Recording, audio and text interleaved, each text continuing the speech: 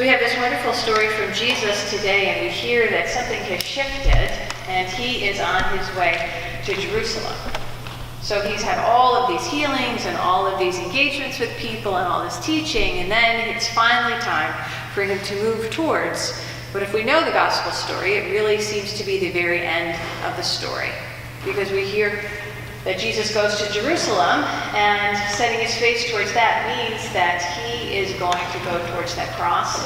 He's going to die, and he's going to rise. And it seems as if once he makes that move, he knows he's not going to be able to stop. So we hear him talking about on the way, he's trying to collect a few more people, and he goes first to a village of the Samaritans. And I really like this encounter because I think it tells us what it's like to be a disciple of Jesus, particularly if you're really interested in gathering some people up to follow Jesus. Because in this village of the Samaritans, the disciples say, "Come on, we want you to meet our teacher, come with us," and no one takes it. No one goes at all. And so the disciples, because they are so loyal to Jesus, what they do is they say, "Jesus, do you want us to go and get a lightning bolt and fry everyone? Guys, they really should be following you like we're doing." And I think that's an insight about disciples, because sometimes, amen, don't you just really want people to come? There aren't people here tonight filling all these pews, so I'm really considering going out on 14th Street and throwing a few lightning bolts, right? To draw people. That's what disciples think sometimes, and Jesus says the opposite. No, it's really not that. The invitation is given, but there has to be a stirring. You hear the person who says, "I'll follow you, but first let me go and have a funeral for my father."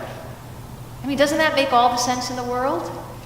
Right? First we want to do what we're supposed to do to make sure that we're loving and caring, and then follow Jesus. But Jesus reacts to this in a different kind of way than he reacts to the people who won't come from the village. Right? He actually says, "You know what? When you follow me, I don't want you to look back. I just want you to keep holding on to what I'm going to talk about today. It's holding on to this plow that Jesus talks about." Now, I am not a farmer, although I do some things in a small urban garden in Baltimore. On my Twitter account, and I would love for you to follow me on Twitter, @KarenBrow, I have a picture of my broccoli. And it is so beautiful. So I would love for you to look at that. So I know a little bit about urban farming, but I can't imagine what it would be like to have to plow, and to have to keep plowing, and to have to keep plowing and plowing and plowing and plowing. And Jesus says, though, you got to put your hands on the plow and you don't look back. And that's really hard to do. Who here is really good at not looking back? Who today already has rethought some things that you did that you are not happy about already, looking back? We are prone to look back. We're prone to review what happened. You know, I was just at my daughter's college graduation, and her father and I are divorced, and every time I see Peter Ball, it's like life review. I'm like, Jesus. And Jesus is like, well, that's part of you, and that's not going away.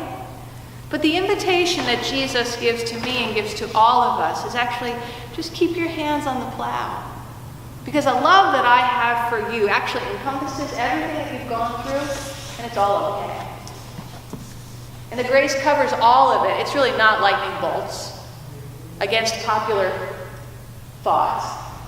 Instead, it's this grace that just pours on us so much that it fills in all the gaps that we have. So Jesus says, what I want you to do is I just want you to hold on to the plow, and you got to trust me. Now, does anyone here have trust issues? Here we go. So Jesus knows us so well too, right? He is asking actually one of the most difficult things to do. To trust that he can lead us as individuals, and more than that, as people of faith throughout the world. Jesus is saying, I want you to just hold on and trust that where I'm going, you want to go too. Now, there's a lot of talk these days about religion, and a lot of what we hear in that Galatians text, I think, is actually good too, because it tells you what not to do when you're trying to follow Jesus, which is fight all the time. And not to devour each other. Amen. If you've seen on the news today someone trying to devour someone else, right? Verbally, don't we have a lot of verbal devouring going on? And instead, the invitation that we have is to trust that where Jesus is leading us, there is something that's being created and generated on the way. And those things have to do with love and joy, and you saying peace, right? And a happiness that comes that sometimes we confuse happiness with perfection. This is not at all about perfection. Amen if you're not a perfect person. Amen? Pastor is not a perfect person. No. But guess what? I don't have to be a perfect person. Can't be a perfect person, but I don't have to be, and we don't either, because what Jesus is saying is actually, my love is so broad and so wide that when you put your hands on this plow that I am offering to you, this gospel plow, you just go along with it. What happens over time are those things that get in the way of what are the fruits of the Spirit, which are all fear-based. All the things that cause us fear. Now, you've got papers on the wall. We could go on every paper on the wall and write all the things that we're afraid of. Right? Because the list is so vast. And then we've got our news cycle just churning it all.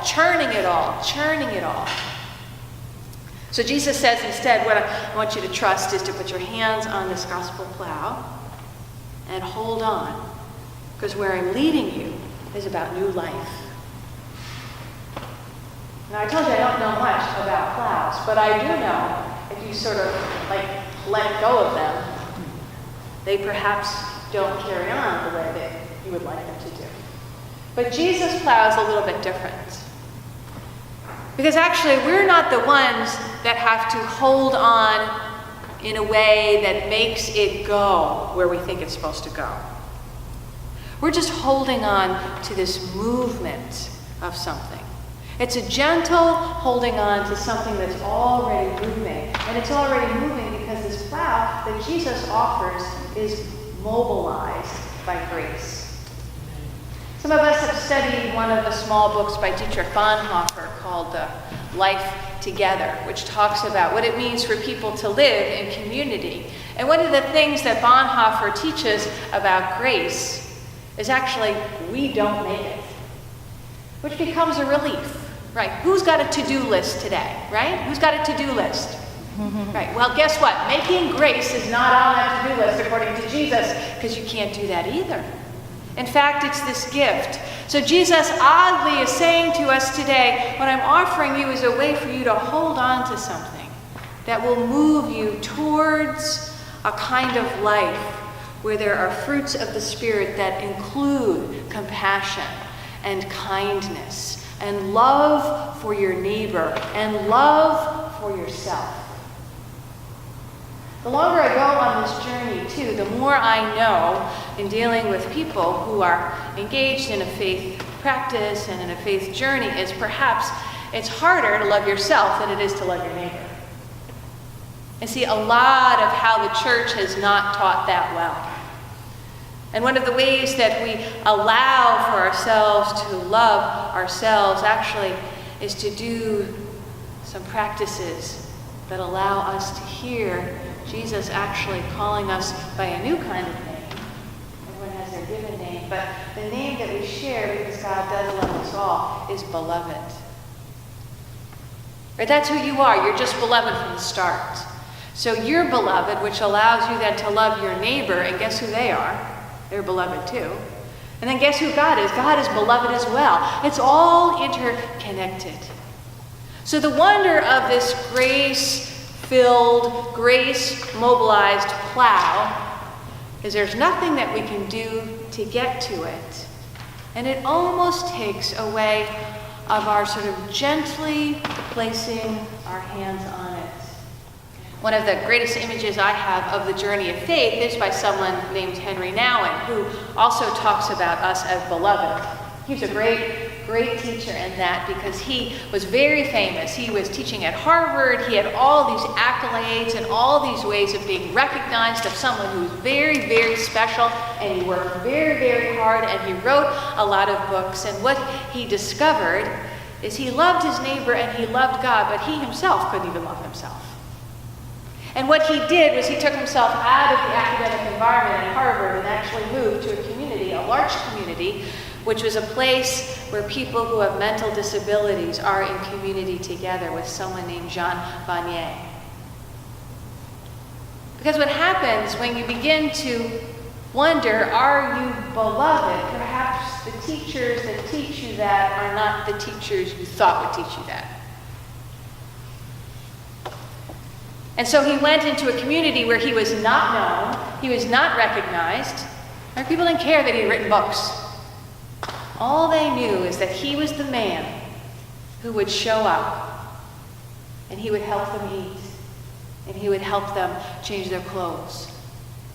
And he would be with them in community that would allow the people to teach Henry Nouwen that he was just like them, beloved. So we're invited to hold on to this gospel plow. And so look, we've got these great pews. Who knew that these pews would actually come into be a great, prop. So put your hands right in front of you, right? Put it down, go ahead. Right. You don't have to actually steer it. Well, I want to see you put your hands on. Mr. Charles, put your hands on the plow. Hold on. And you got to hold on, because what happens is that Jesus will take you to surprising places. Surprising places within yourself. Surprising places in meeting people who do teach you about what is loving and what is kindness and what is justice. And surprising places where you will discover that you are beloved. And with that starting point, you are able to go with Jesus wherever he calls you. Now, we're in some turbulent times, as Rachel said, and she did that first song called Help, and I love that song. I was up there imagining that perhaps I could have done that a duet with you, and I love the Beatles. Next time, I'm with you on that one. Right? We do need some help, and we do want it to be all right.